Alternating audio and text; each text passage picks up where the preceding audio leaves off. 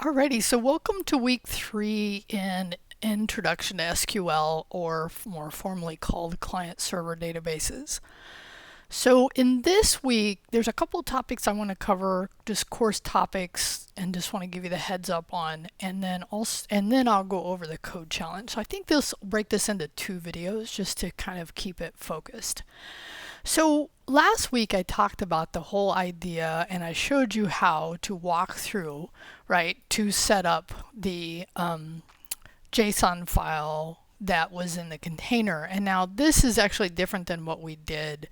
I'm just reminding you of what I'm talking about. And what I realized is after I had done that, I did some follow-up, because what I realized, and you actually, if you remember seeing me as I was coding, that it was still showing up in my terminal, and actually it was showing up here. So the thing I realize is that I want more than anything for you to understand that the reason I'm saying to disable this is so that it doesn't hinder your learning process. Because when you come in for the interview, you won't have any of that in the environment I will place you into. And it's not the purpose. So rather than to do this next round, I just want to say, if you're still seeing that and you have that prompt here or in your files, there's an option there that says don't show. Click that. Okay, just to have that in there. I'm actually at this point going to leave this the way it is from last week, but I just wanted to say why, and I think I covered it some, but I want to say why it's important. Okay, and if you have any questions, please reach out. Brianna's hours, Brianna Rayburn's hours. So if you come to the course, we actually got those updated. She did send out a poll as well, so check that out. We have her link to, and by the way, this is a link to all the tutors for CIT, not just ours. So if you have other classes, you can check that as well. Hers is specifically an ETC session, but you can still do Zoom sessions as well. So check that out and know that there are benefits I've talked about related to passes, but of course more related to just what you get to have, which is support when doing a technology-based course such as this. Okay. Oh, before I jump off of that, just a word about this week. And actually, I'll have a video for the last one that we're going to do with querying. So this week, very much like last week, right, we'll have the attendance on. Now in this case, oh no, that was actually week 2. So in week 3, it is a normal 5-day campus weekly, instead of what we had in week 2, which was a holiday, which kind of throws things off. By the way, speaking of that, do you know that there's this lovely thing called a calendar that you can look at here that is really helpful. I find it very helpful for me when I'm looking at things, and it shows like what day I'm on. It also shows what's coming up. So just keep an eye on that stuff, because it can really help you keep organized around the course, which is one of the things you want to do. So this week, our Monday night item attendance, your querying, and I do have new instructions that I'll have a video just to cover that. But what I want to say here is that break is offered, and you get it by actually submitting the work you've done so far. So make sure you keep that in mind, because that is how you qualify for that.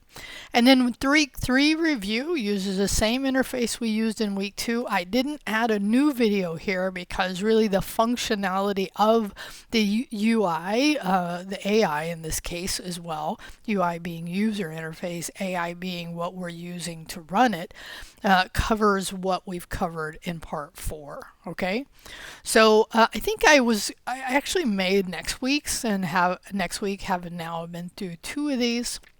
Ask for your feedback, but I'm always open to it.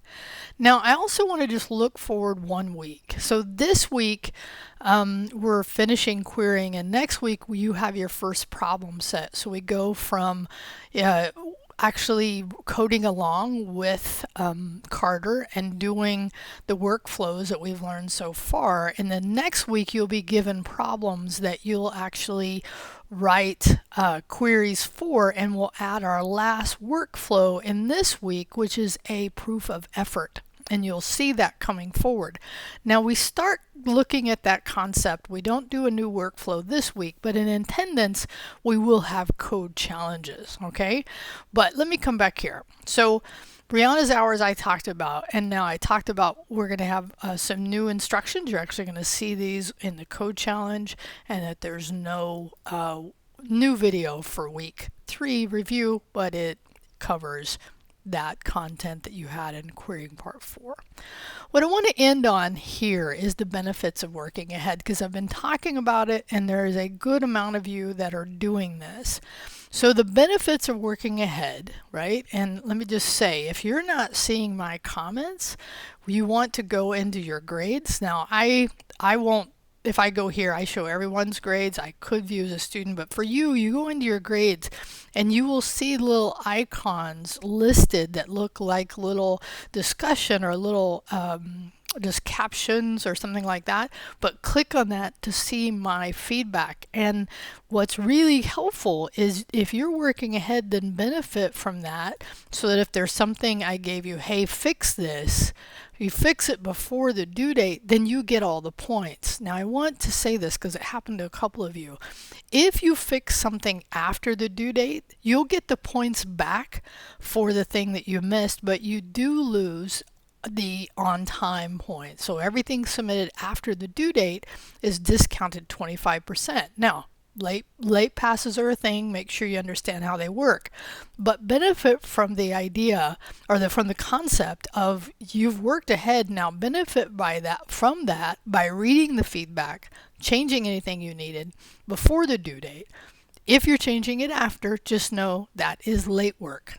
Okay, so please reach out if you have any questions about that. My office hours are listed in Simple Syllabus. I do offer them on campus or in Zoom. So if during the times, and you can come into Simple Syllabus, and I'll just open a new tab so that it can remind us about this, right? That you'll see that those hours listed. Okay, and there's the tutors hours. And then if you come down, and by the way, really check out my communications plan, because I've kind of said this in the announcements, but it is good just to understand it. What was I coming in here for? There was something specific I was coming in here for, and now I lost it. I got sidetracked. Benefits of working ahead, syllabus, late points, attendance, late points. I'm sure it's in here somewhere. Makeup and late. There we go. Okay, so in there you could go in and look for, I believe that's what I was talking about. Could not have been, but also the idea of the late passes. Okay. All right, and that's just good to remember, like, what are the dates, right? And what are the things you want to keep in point? Like, how do I grade grading criteria, right? For certain things, and in the attendance as well. So Simple Syllabus, and in this case just a syllabus, is important to check out if you have questions, but also reach out if you need. Okay, I'm going to stop this one. I'll pick it up on the next one.